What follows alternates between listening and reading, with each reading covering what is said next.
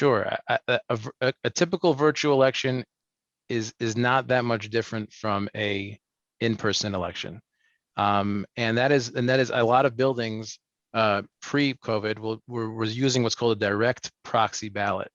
And the direct proxy ballot had on there the candidates or who they're voting for. If there was a special election that evening, they're trying to approve a capital project, or if they were doing some other change to the bylaws, a transfer fee, a flip tax approval, and that direct proxy ballot was sent in advance, can be signed, submitted, and sent in to sent in somewhere, which we'll get to. Where does it get sent into before the meeting? And I think that shouldn't change with regards to a virtual annual meeting. I think when the meeting notice goes out, the proxies are sent out. If you're doing what we said before, which is not taking nominations from the floor, those ballots will be the official ballots with all the candidates, and there won't be adding on anyone else.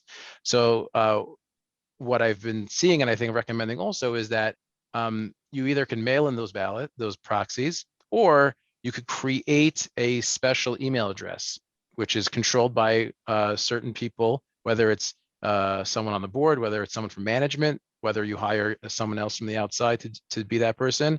And you call it vote@abccoop.com, and you could email your proxy to that number, or you could even go type an email message saying, "Hi, I'm from 2A, I'm voting for X, Y, and Z," and send that email out. And I think those are the methodologies that are best used. People have suggested using the chat function to vote. I think those were in the early on.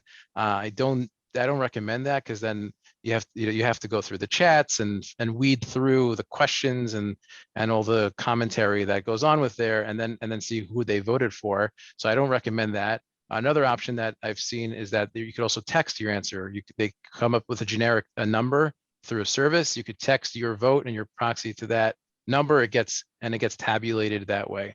I think as long as you follow those procedures, then the voting will really kind of happen the same way it had before.